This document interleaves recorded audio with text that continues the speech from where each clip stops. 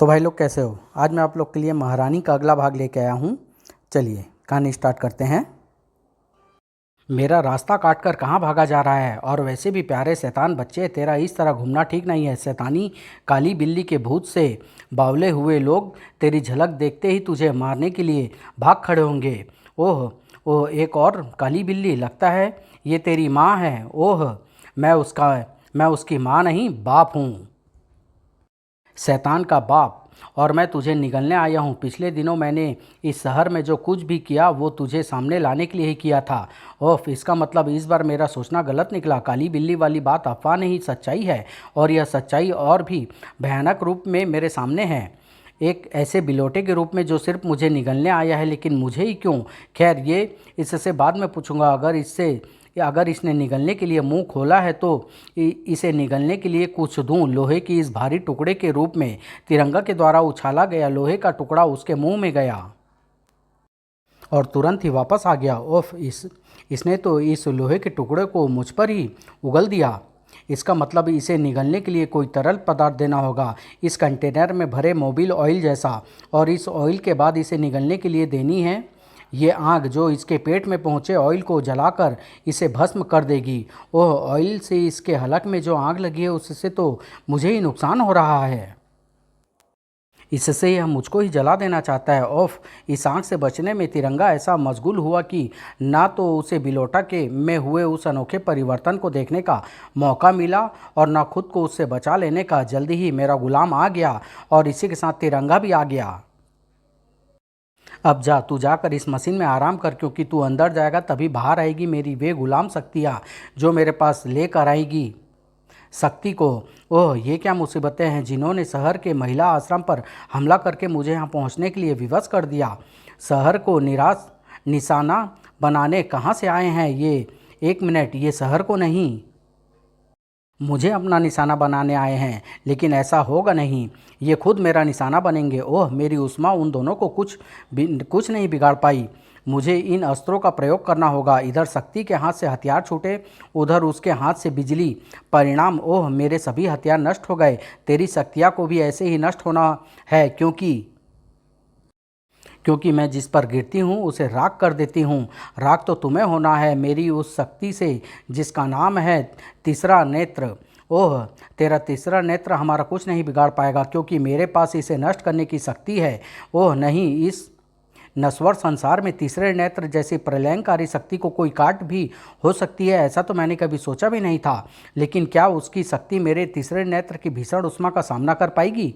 शायद कर पाए, क्योंकि उसकी शक्ति की उष्मा भी मेरे तीसरे नेत्र की उष्मा के ही समान है। खैर, जब तक इन दोनों शक्तियों के टकराव का परिणाम सामने नहीं आ जाता, तब तक मुझे अपने तीसरे नेत्र की शक्ति का प्रयोग करते रहना है। ओह नहीं, मैं ऐसा करते नहीं रह सकती, क्योंकि हमारी शक्ति के टकराव से जो उष्मा उत्पन्न हो रही है उसकी गर्मी इस शहर के लोगों को झुलसा दे रही है।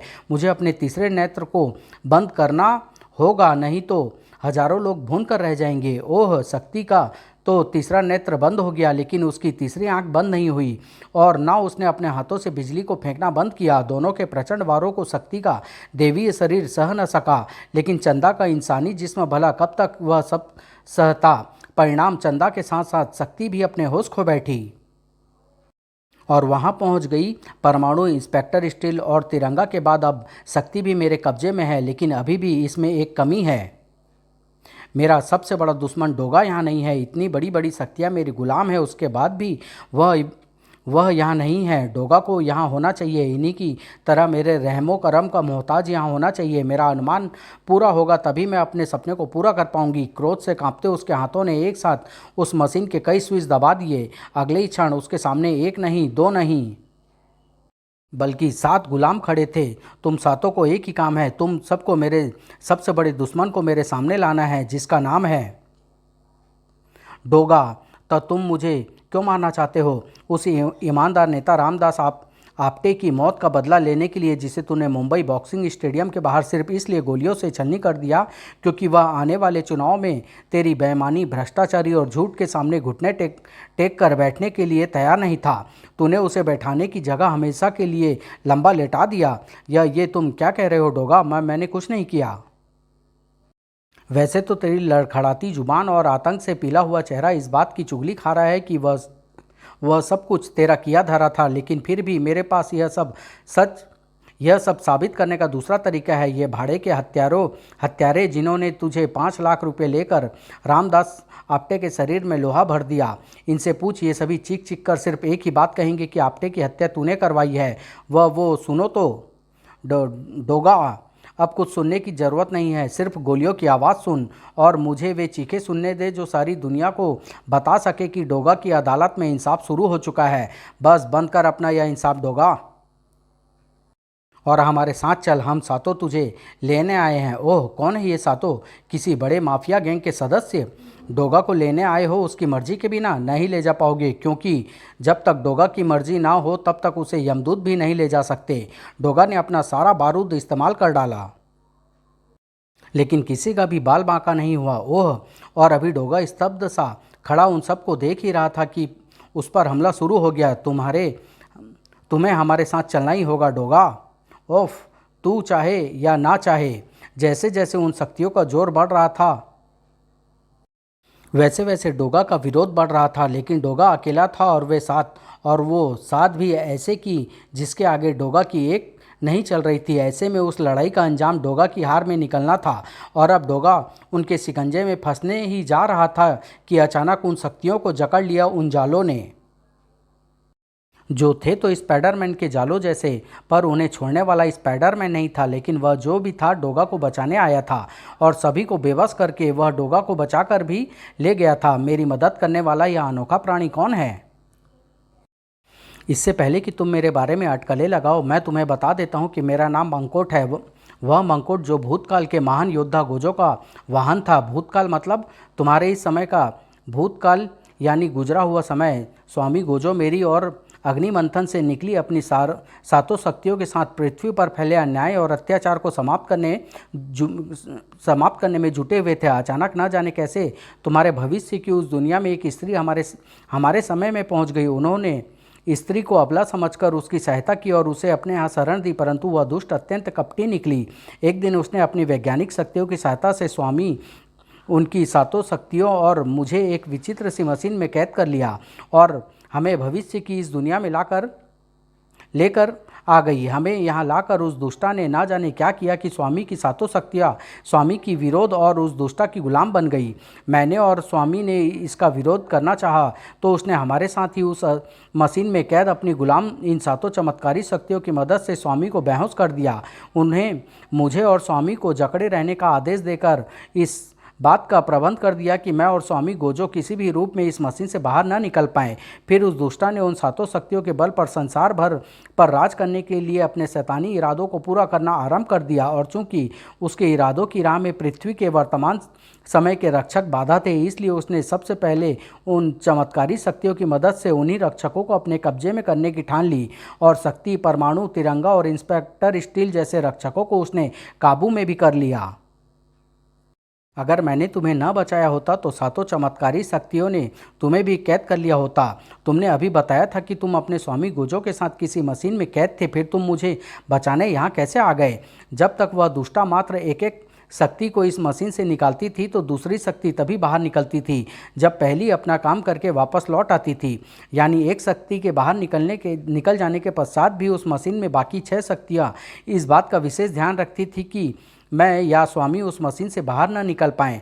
आज जब क्रोध में भरकर उसने तुम्हें कैद करने के लिए सभी शक्तियों को एक साथ मशीन से बाहर निकाला तो मुझे वहां से बाहर निकलने का अवसर मिल गया, और मैं तुम्हें बचाने इसलिए आ पहुंचा ताकि तुम्हें सारी वास्तविकता से अवगत कराकर तुम्हें यह बता सकूं कि अगर अचेत पड़े स्वामी को उस मशीन से नहीं निकाला गया तो उस समय की संपूर्ण पृथ्वी को उस दुष्टा की गुलाम और उसके कब्जे में मौजूद इस समय के पृथ्वी के रक्षकों को समाप्त होने से कोई नहीं बचा सकता। मान लो तुम्हारा स्वामी गोजो उसकी कैद से आज़ाद हो भी गया तो क्या होगा? जो 7 चमत्कारी शक्तियाँ उसके कब्जे में हैं, क्या उसकी मदद से फिर वह गोजो को कैद नहीं कर लेगी? नहीं, अग्निमंथन से निकलने के बाद स्वामी गोजो का सक्रिय शरीर ही बिजली का संहारक, तीसरी आंख, जुड़ोका, सकालू, बिल्लोरा और गुरु घंटा नामक उन सातों शक्तियों का निवास है। वे सातों शक्तियाँ तभी तक उस दुष्टा की गुलाम है जब तक स्वामी गोजो का शरीर निष्क्रिय है। जैसे ही स्वामी गोजो सक्रिय होंगे वैसे ही वे सातों शक्तियाँ उनमें आ समाएगी और ऐसा होते ही उस दुष्टा का नाश निश्चित है। ऐसा है तो मैं गोजो को उस मशीन से आज़ाद करूँगा। तुम ऐसा करो उससे पहले ही मैं तुम्हें बता दूं कि उन सातों चमत्कारी शक्तियों के होते ऐसा करने का एक ही अर्थ है, साक्षात मृत्यु। मुझे कुछ नहीं होगा। अगर मौत ने मेरा कुछ बिगाड़ना होता तो मुझे उस समय ही नहीं छोड़ती जब मुझे पैदा होते ही कूड़े के ढेर में फेंक दिया गया था। तो फिर बैठो मुझ पर, मैं तुम्हें उस दुष्टा के ठिकाने पर ले चलता हूँ। वहाँ भी चलेंगे, लेकिन वहाँ चलने से पहले मुझे थोड़ी तैयारी करनी होगी। इसी बीच यहाँ, ओह कौन था वह जो तुम सबके शिकंजे से डोगा को बचा कर ले गया? ये अच्छा नहीं हुआ। ये बिल्कुल भी अच्छा नहीं हुआ, क्योंकि अगर डोगा जिंदा रहा तो ईगा की सफलता का कोई मतलब नहीं। जब तक डोगा के खून से होली नहीं खेलेगी तब तक ईगा को चैन नहीं मिलेगा, क्योंकि वह डोगा ही था जिसने पहली बार ईगा को मात दी थी। जाओ अपनी सारी शक्ति डोगा को ढूंढने में लगा दो। मुझे डोगा चाहिए, हर हाल में चाहिए। ओह, अपने इन गुलामों को डोगा को ढूंढने मत भेजो ईगो, क्योंकि बारूद के ये धमाके बता रहे हैं कि यहीं आ गया है डोगा। तो तू यहीं आ गया डोगा, और तू ये किस पर सवार है? ओह, ये तो मंकोट है, गोजो की सवारी। आज इस पर डोगा सवार है। तेरा नाश करने के लिए मैंने बेवकूफ़ी की जो सारी शक्तियों को एक साथ मशीन से निकालकर मंकोट को उसमें से आज़ाद होने का मौका दिया, लेकिन अकेले मंकोट के आज़ाद होने से कुछ नहीं होता। ये सातों शक्ति अभी भी मेरी गुलाम है और मेरे दुश्मन का नाश करने के लिए ये सातों शक्तियाँ बहुत है। डोगा इनको जवाब देने की पूरी तैयारी करके आया है, इस बारूद के रूप में और इस इलेक्ट्रिक गन के रूप में, जिससे निकलने वाला तेज करंट किसी को भी मेरे पास भटकने नहीं देगा। मेरी गुलाम इन सातों शक्तियों के सामने ना तेरे बारूद की कोई बिसात है और ना किसी भी गन की। बारूद और गन के साथ ही डोगा के पास उसका हौसला भी है। उसे कैसे ख़त्म कर पाओगे? इस बार डोगा भी खत्म होगा और उसका हौसला भी, और ऐसा बहुत जल्दी होगा। वह ठीक कह रही है डोगा, तुम इन सातों चमत्कारी और देवी शक्ति के सामने ज़्यादा देर नहीं टिक पाओगे, इसलिए तुम्हारा इनसे उलझना व्यर्थ है। तुम उस मशीन में कैद स्वामी गोजो को आज़ाद कराने का प्रयत्न करो, तब तक मैं इन्हें रोकता हूँ। वह ठीक कह रहा है, मुझे अपनी सारी ताकत और हौसला गोजो को आज़ाद कराने में लगा देना चाहिए। मंकोट सातों चमत्कारी शक्तियों को रोकने और डोगा उस मशीन को तोड़कर गोजो को आज़ाद करने में जुट गया। दोनों का काम मुश्किल था और दोनों को मालूम नहीं था कि जो वे कर रहे हैं उसे कर भी पाएंगे या नहीं। मैं इन सातों शक्तियों को के सामने नहीं ठहर पा रहा हूँ। मुझे अपने बचाव के लिए कुछ करना होगा, नहीं तो ये सभी शक्तियाँ मुझे समाप्त कर डोगा तक पहुँच जाएगी। परंतु उन्हें रोक के रखने के लिए करूँ तो क्या करूँ? एक रास्ता है, पृथ्वी के ये सभी रक्षक अगर मेरा साथ दे तो मैं इन सातों शक्तियों को कुछ देर और रोकने में सफल हो सकता हूँ, और ये मेरा साथ तभी देंगे जब उनकी चेतना वापस लौटेगी। मंकोट ने अपने प्रहारों से सभी सुपर हीरो की चेतना वापस लाने का प्रयास शुरू कर दिया। जल्द ही मंकोट का प्रयास सफल हुआ। सभी सुपर हीरो होश में आए और उन सातों शक्तियों से भिड़ गए। ईगा क्रोध से कांप उठी। मैंने तुम सबको इसलिए इकट्ठा किया था ताकि मैं सारी दुनिया को दिखाकर तुम्हें मौत देना चाहती थी, ताकि मेरे हाथों मिलने वाली तुम्हारी मौत को देखकर सारी दुनिया कांप जाए और मेरे कदमों में झुक जाए। लेकिन लगता है मेरा यह अरमान पूरा नहीं होगा, क्योंकि तुम्हें मरने की बहुत जल्दी है। ऐसा है तो ऐसा ही सही, मैं दुनिया को तुम्हारी लाश दिखाकर अपना काम चला लूँगी। मेरी सारी गुलाम शक्तियाँ इन सबको खत्म करने के लिए एकजुट हो जाओ। ईगा के आदेश का तुरंत पालन हुआ। सभी चमत्कारी देवी शक्तियाँ इकट्ठा हो गई और इसी के साथ सभी सुपर हीरोज की मुश्किलें बढ़ गई, और मुश्किलें भी ऐसी कि जो सभी की ज़िंदगियों के साथ ख़त्म होनी थी। और जल्द ही मुश्किलें और ज़िंदगियों के ख़त्म होने का समय भी आ गया कि अचानक ओह, ये क्या हो रहा है? मेरी सभी गुलाम शक्तियाँ उन सुपर हीरो को ख़त्म करने की बजाय अलग अलग होकर एक तरफ क्यों खींची जा रही है? इसका एक ही अर्थ है चुड़ैल, कि मैं गोजो को आज़ाद करा चुका हूँ, और अब जब गोजो आज़ाद हो चुका है तो उसकी सभी शक्तियाँ वापस उसके शरीर में समा रही है। ओह नहीं, यह नहीं हो सकता। लगता है तू अभी भी अपनी सफलता के नशे में चूर है। मेरी आंखों से निकलने वाली यह तोड़क शक्ति तुझे उस नशे से बाहर लाएगी। तेरे आज़ाद होने का मतलब यह नहीं है कि ईगा और उसकी आधुनिक शक्तियाँ हार गई।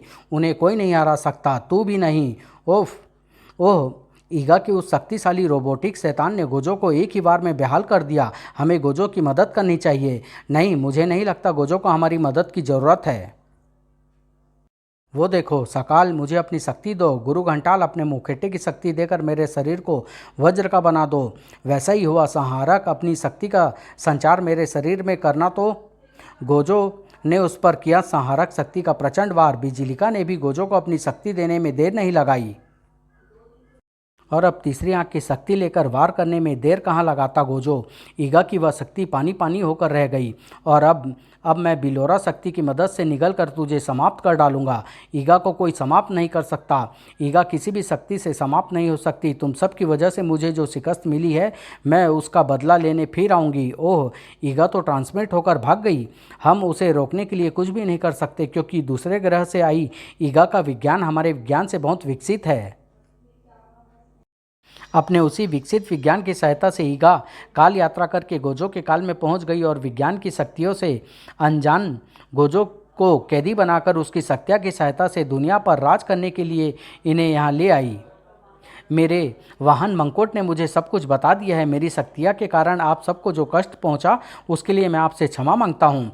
आप और आपका प्रशासन इसके लिए मुझे जो भी दंड देंगे वह मुझे स्वीकार होगा। तुम्हारी शक्तियाँ ने ईगा का गुलाम बनकर जो भी गलत काम किए वह सब भूल जाने के योग्य है, क्योंकि आखिर उन्हीं की सहायता से तुमने और हमें पृथ्वी को ईगा से बचाया। वैसे अब तुम अपने काल में वापस कैसे जाओगे? मेरे वाहन मंकोट में इतनी शक्ति है कि वह काल यात्रा करके मुझे शीघ्र ही मेरे काल में पहुंचा देगा। वेरी गुड, लेकिन अपने काल में वापस लौटने का सफ़र तुम अभी भी शुरू नहीं करोगे दोस्त, क्योंकि अभी तो तुम्हें कुछ दिन हमारे साथ रहकर हमारी मेहमानबाजी और इस काल के नज़ारे का लुत्फ़ उठाना है। तिरंगा ने सही कहा, तुम्हें हमारे आतिथ्य सत्कार को स्वीकार करना होगा मित्र। सभी का आग्रह को भला गोजो कैसे टालता। समाप्त।